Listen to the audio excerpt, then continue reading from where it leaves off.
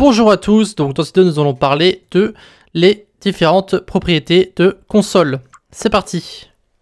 Si on va voir un peu tous les différents consoles qu'on peut utiliser, donc c'est-à-dire console log, que vous connaissez probablement déjà, mais on a aussi d'autres consoles qui peuvent être utilisées, comme par exemple console info, console debug, console warn, console error, etc., etc. Il y en a vraiment beaucoup qu'on peut utiliser. Ce qu'on va faire, c'est qu'on va commencer par utiliser les 5 qui sont les plus connus, d'accord? Et ce sont aussi des consoles que j'ai utilisées dans ma série sur les bots, donc vous devriez logiquement les connaître. Donc on va commencer par le plus simple, c'est-à-dire console.log, et ici on va mettre Alex, d'accord? Donc rien d'incroyable, ça renvoie Alex, rien de bizarre. Ensuite on a console.info, ici pareil, donc ça va renvoyer plus ou moins la même chose, d'accord? Donc ça renvoie Alex, c'est juste que vous avez ici en fait une petite icône, d'accord, avec info ici, d'accord, qui est différent par rapport au console log. Vous avez console.debug, donc on va mettre ici Alex, pareil. Voilà, donc ici c'est traité différemment de console log, mais ici dans la console c'est renvoyé de la même façon, comme vous pouvez le constater. D'accord, il n'y a absolument rien qui change.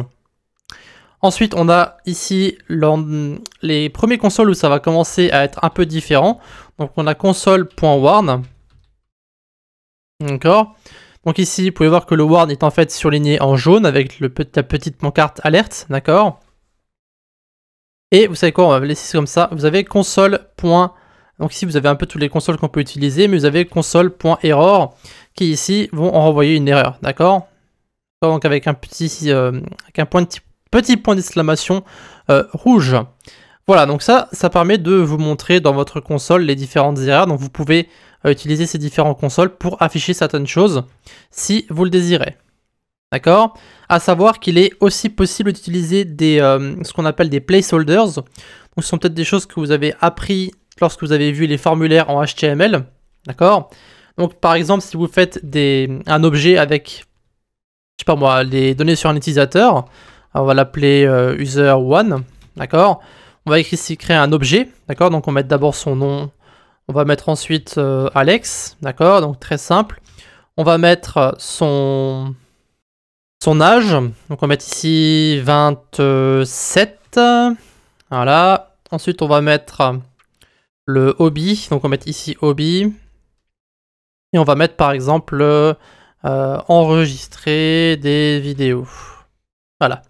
Et donc ici on va fermer et on finit tout ça. Donc évidemment maintenant user1 est stocké dans notre console jusqu'au moment où on va relancer la console. Donc ici on va mettre par exemple console log user1 et vous pouvez voir que ça va renvoyer notre fameux objet avec les différentes propriétés qu'on a à l'intérieur. Donc il faut savoir que vous allez pouvoir en fait utiliser ces fameux placeholders. Donc ici on utilise par exemple un console.log en utilisant donc le pourcentage %S ou alors le pourcentage %O ou pourcentage %D.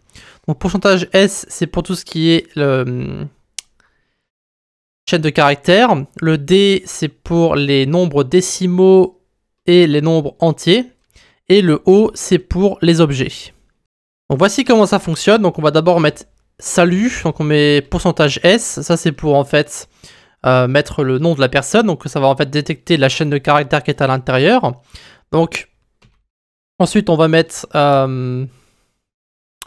voici les informations, voici tes informations plutôt, voici tes informations, voilà, et on va mettre ici pourcentage %O, voilà, et donc après on ferme tout ça, on va mettre ici le nom de la personne, donc on va mettre Alex, et on va mettre donc le nom de la constante qui est donc user1, voilà. Donc ici, on ferme le tout. Donc ici, ça va en fait mettre salut Alex, d'accord? Donc ça cherche en fait le nom de la chaîne de caractères qui est ici. Voici tes informations et hop, vous avez ici les informations de l'objet. Donc vous pouvez utiliser en fait ce que vous voulez. Vous pouvez utiliser ces placeholders tant que vous avez une constante avec les informations à l'intérieur. Vous faites un peu ce que vous voulez, hein, évidemment. Ok, alors maintenant, on va utiliser ce qu'on appelle console.table. Alors vu qu'on est resté sur les objets, on va ici créer un élément en JSON, voilà, pour pas embêter les gens, JSON, voilà, pardon. Donc ici on va mettre const users, d'accord, et donc on va créer un array avec plusieurs personnes à l'intérieur, donc je peux ici sauter des lignes, donc c'est parfait. On va mettre ici name, alors je vais peut-être sauter, on va mettre name, on va mettre Alex, Voilà, on va mettre âge 27 et pareil, hobby. Donc on va mettre enregistrer. On va juste mettre enregistrer pour rester court. Voilà. Donc ici, on va fermer tout ça. On va mettre une virgule et donc on va ouvrir un nouveau crochet et donc ici on va mettre un nouvel utilisateur. Donc est-ce que je peux copier tout ça? Ça c'est la grande question. Yes, on peut copier dans la console, c'est assez intéressant. J'ai jamais fait ça mais c'est assez intéressant. Donc ici on va ouvrir un nouvel utilisateur, hop, et hop, voilà, et du coup on ferme tout ça. Voilà, donc ici on a juste à remplacer, on va mettre Justine. On va mettre 25, on va mettre lire, et ici on va mettre Pierre, 31, on va mettre courir. Voilà. Je sais plus, on va pas mettre courir du coup. On va mettre marcher. Voilà. Donc ici on a user, d'accord, sous la forme sous un format JSON. Donc on a ici le nom de la personne à chaque fois, donc les mêmes propriétés. Donc maintenant on va enregistrer tout ça. Donc évidemment, vous allez pouvoir utiliser console.table pour lire correctement les différentes informations. Donc si par exemple ici vous mettez console.table et vous mettez ensuite users,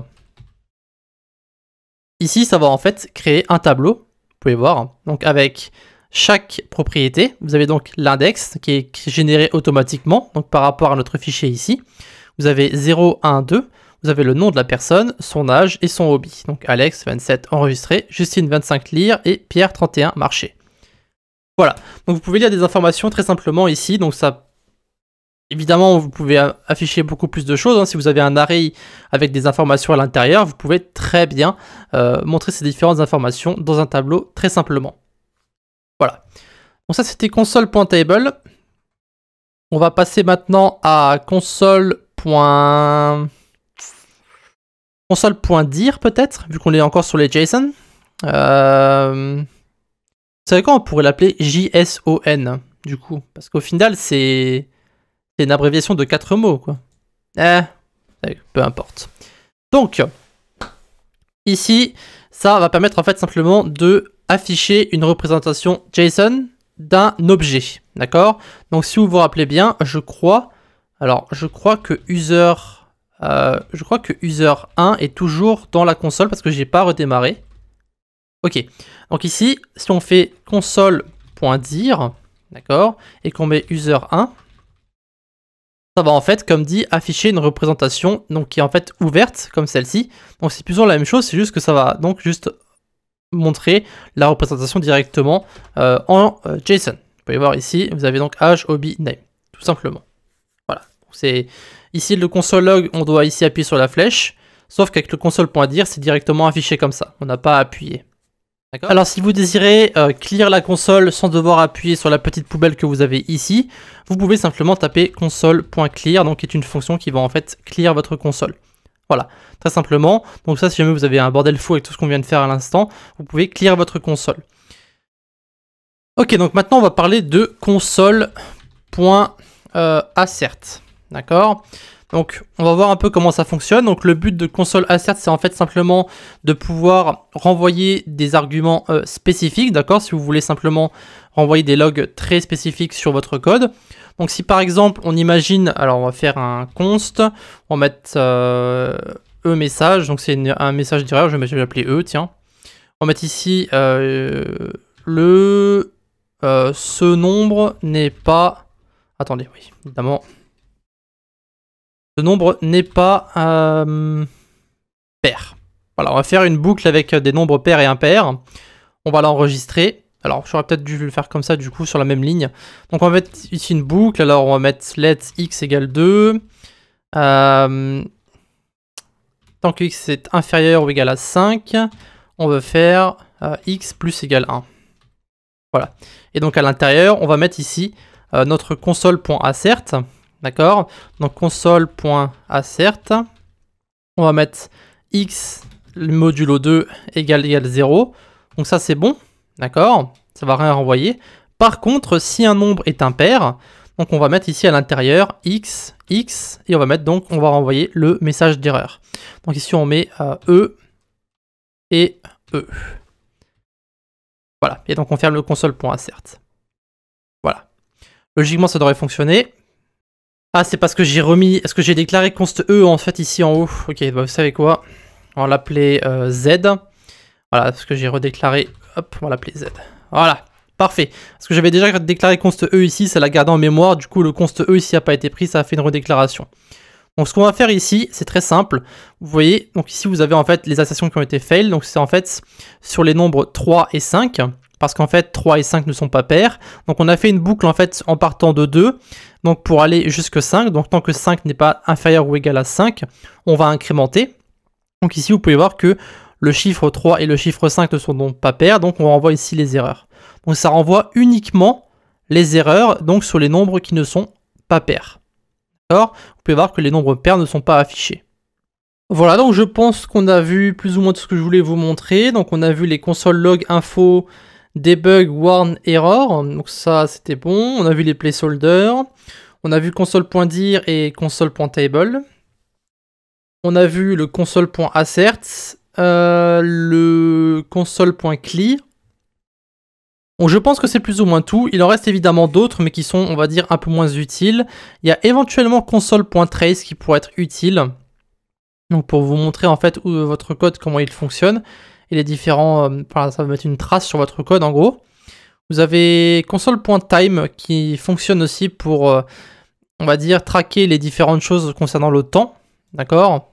Ça, on s'en fout un petit peu. Vous avez console.memory qui ne fonctionne pas sur Firefox, mais qui fonctionne sur Google Chrome, je crois. Donc pour ceux qui sont sur Chrome, vous pouvez éventuellement taper ici console.memory. Je crois que ça fonctionne sur Chrome. Sur Firefox, ça ne marche pas. Mais il me semble que sur Chrome, ça fonctionne. Et je pense que c'est plus ou moins tout. Donc évidemment, j'en ai peut-être loupé. Vous savez quoi? On peut peut-être regarder rapidement console.group. D'accord. Et donc ici, on va en fait simplement grouper en fait des messages ensemble. Donc on peut mettre par exemple un console log. On met salut, je sais pas, on met ce qu'on veut. Hein. Et donc ensuite, on peut mettre un autre groupe à l'intérieur. Et donc si on veut fermer ce groupe, on fait console.group end. Un groupe end, comme ceci. On va voir si ça fonctionne sur Firefox. Et ici, on met console.log. Ou alors console.error. Error. Yo. Ok, donc ici, on n'a pas de groupe label parce que j'en ai pas mis, d'accord? Mais vous avez donc le yo et le salut qui sont au même endroit, qui sont en fait groupés ensemble, comme vous pouvez voir. Et donc après, évidemment, vous pouvez mettre des console group dans des console group. Donc ici, par exemple, si vous mettez... Alors on va réessayer, hop. Si vous mettez un autre console.group à l'intérieur, avec à l'intérieur un autre console.log, salut. On va mettre ici console.log yo. Et donc ici, au même niveau, on va mettre un console.group end. Vous pouvez voir que donc les erreurs vont être mises l'une dans l'autre. Donc vous avez une erreur ici. Donc vous avez le label qui va contenir toutes les erreurs. Et vous avez dit ici un autre groupe d'erreurs. Voilà, donc vous pouvez grouper des erreurs ensemble si vous voulez. C'est à vous de voir. Voilà, donc cette fois-ci c'est bon, on a tout vu je pense, tout ce que je voulais voir en tout cas. Donc ça sera tout pour les différentes consoles, vous pouvez maintenant l'utiliser dans votre code si vous le désirez. Évidemment, ce sont des cas un peu spécifiques, donc c'est à vous de voir ce que vous voulez utiliser. Ça sera donc tout pour ce petit hors-série, et donc je pense qu'à partir de la semaine prochaine, on va réattaquer les hébergements avec Upcloud, et je vais vous montrer comment héberger une application avec SaaS et Upcloud.